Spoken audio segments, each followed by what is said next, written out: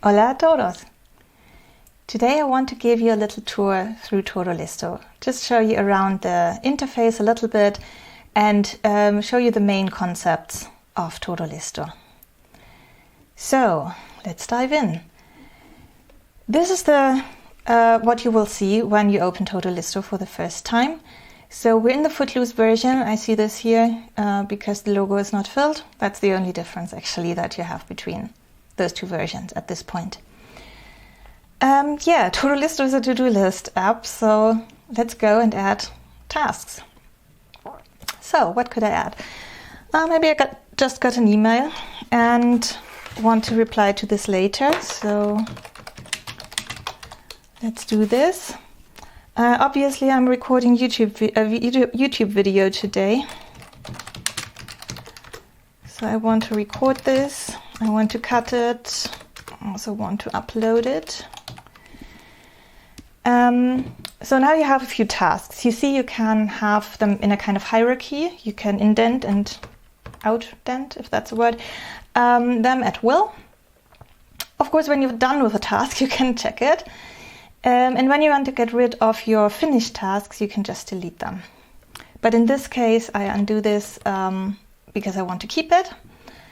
So now we have a few tasks. What you can also add in todoListo is notes on your tasks. So for example, when I'm recording videos, I usually forget a few things. So let's say I should check the battery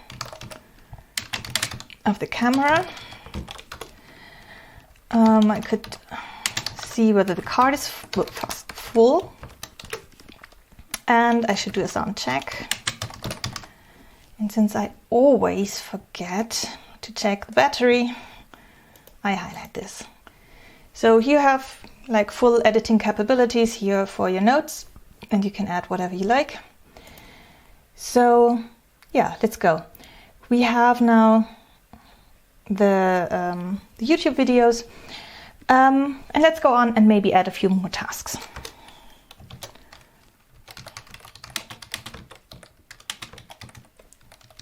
So now our list is a little bit longer. It's still not really a lot. 24 tasks is like nothing for me. I'm more in like 124 tasks usually. So, but still, when I look at this list, it's like, yeah, where am I gonna start? And what's really important? What should I do today? This is clearly too much to do in one day. So we need a little bit more order in here. And this is where todoListo's properties come in. There's an extra screen here to give you an overview of all the properties. And there are three types of properties that you can add to tasks. One is the infos. Here we already have a few predefined ones. You can use them or not. You can delete them, you can rename them, you can give them different symbols, whatever you like. But let's for now go with the ones that are in here and see what we can do with them. So, for example, here this is this is an appointment. This is where I want to meet somebody. So I put this info here. There are a few things that I like to do regularly. So the newsletter is something I do regularly. Well, there's a spelling mistake, which doesn't really matter. It's yours. You can do in todoListo what you want. But now for presentation purposes, I do this. Cleaning up emails is something that I do regularly. Let's see if there's, here there's a bit bookkeeping stuff. So these are things that I do regularly, so I mark them as regular tasks. This is also something that I'm doing every week. Okay. Now at least you get a little bit more of an idea what's happening. You have some things. There's also one to mark important things. So there's this dentist appointment somewhere here. Here that I've been not making for a week or so. So this gets important. So now we have a little bit more information. It's still not a lot more. It doesn't like, clear things up directly, but it gives us some information on top. Okay, let's go back to the properties. What else do we have? We have categories. And categories are really the most flexible thing here. You can do with them whatever you want. For me, it's something like projects or topics that I'm doing. It could also be collaborators that you want to attach to your tasks. So it can be really anything, and a task can get as many categories as it likes. So you can use kind of different dimensions here if you want. So just for the demo purposes, let's go with something simple. So I will have work tasks here, and I will have things on my private list. And about work, of course, there's todoListo. And of course it will get green color. And when I'm doing todoListo, I might do some programming stuff. There's also the YouTube connected to todoListo, so that also gets green. I will have to do some bookkeeping now and then. This is not really todoListo, this is for work in general. Maybe there's some training that I'm doing now and then, like professional training on the work side. Maybe like this. Now I can go ahead and add these categories to my tasks. As you can see, also the categories are a hierarchy, so you can indent them to whatever depth you like.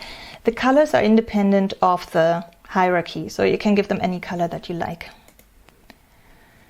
Okay, let's see. The YouTube video clearly gets the category YouTube. This is a training thing. This doesn't really need to have. This is todoListo in general. Oh yeah, there's a newsletter thing.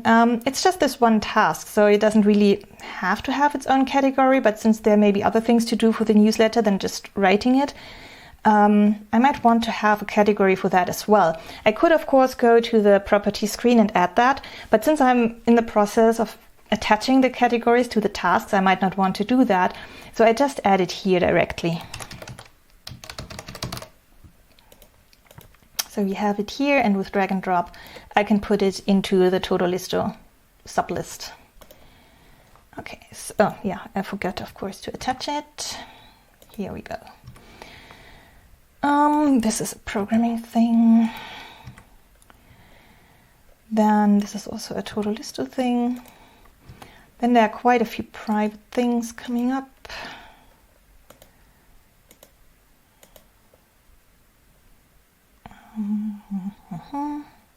Yeah, that's also private. So let's all give them the private category. What else do we have? Yeah, that's fine. I mean, this is bookkeeping.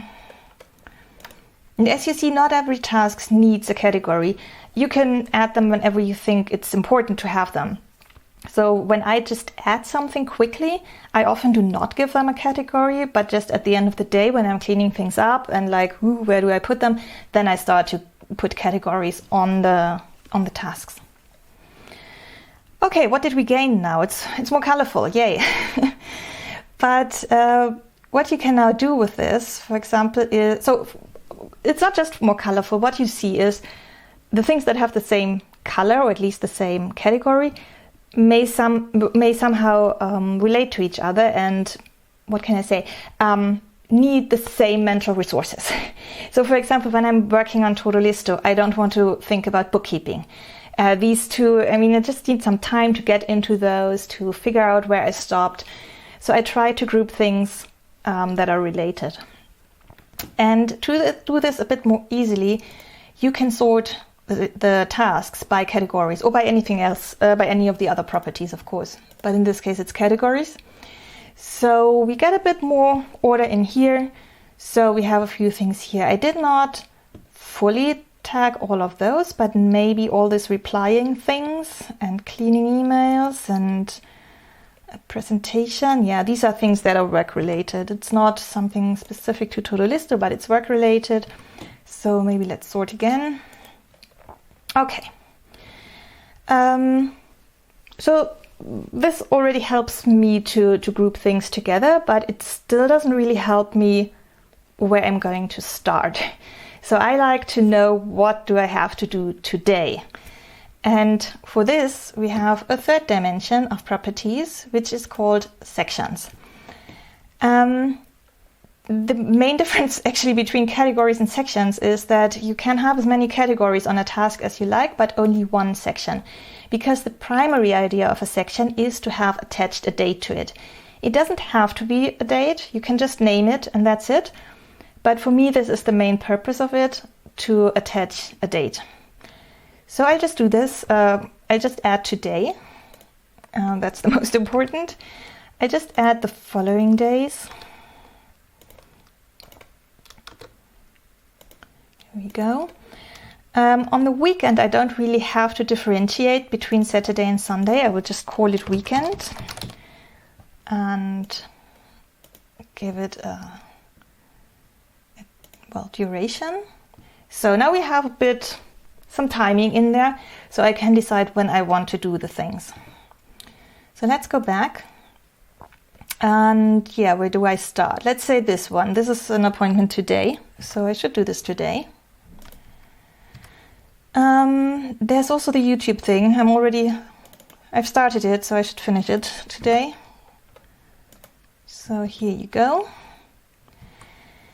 I can go on now to put things into those sections, but the interesting thing is that we can group by those sections. This is actually the view that I have 90% of the time of todoListo, the grouping on sections.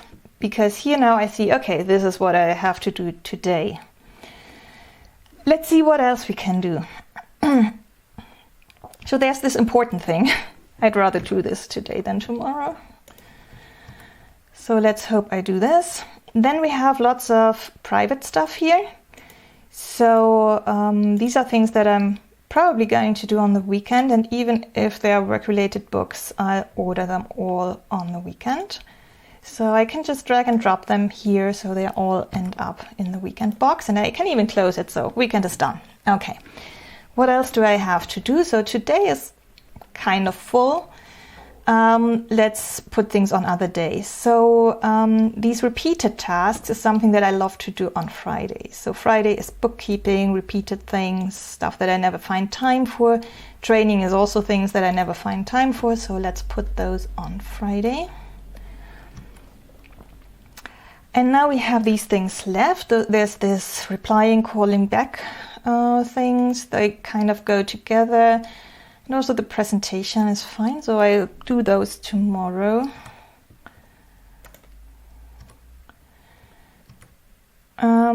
Yeah, and then I only have 4 tasks left, which seems like, oh, it's not a lot. So I could just select them all and put them into Thursday because that's still empty. But now when I look at them, there's this programming task here that will probably expand into like 20 tasks or so. So Thursday is not just 4 tasks, it will be 24. And this is not so very important. This can wait. So I'll just put it back into, doesn't have a date yet. So I don't stress myself out to try everything in this 1 week. I know that those are left over and need to be done at some other point. So, and now let's look at our list again.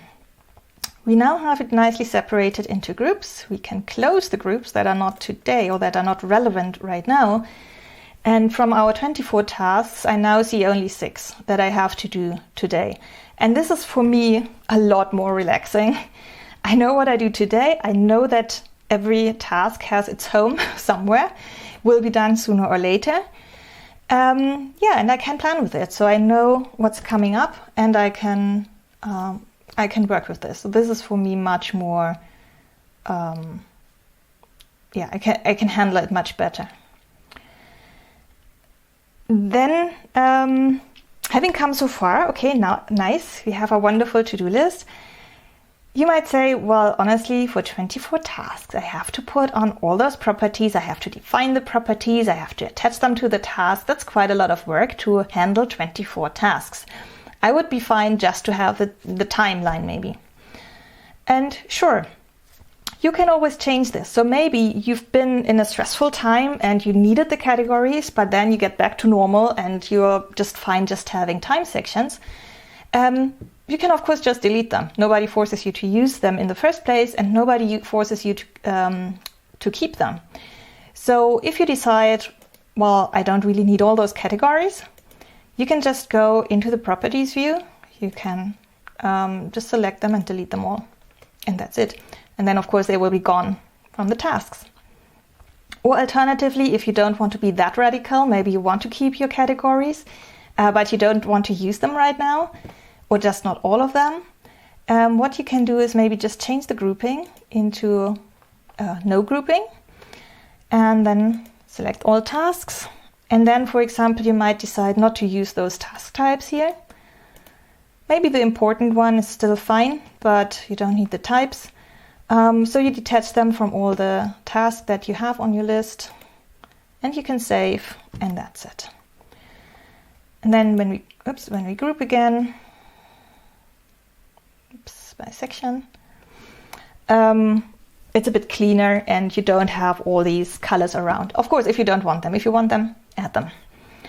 And that's it. So, oh yeah, little hint about how to use. I didn't really go into, well, this button does this and this button does that. They're actually all labeled, so you can always see what the button does. There's also a keyboard combination, a shortcut attached to everything that you can do in todoListo. There's also documentation on the website, especially for the keyboard shortcuts that you can reach here or just going to the website. And yeah, that's it. So this was the overview of todoListo. This, of course, was a very kind of artificial example, just as a showcase. Next time I will show you my real to-do list and show you how I work with todoListo in my everyday life. And yeah, I hope I will see you then, and hasta luego.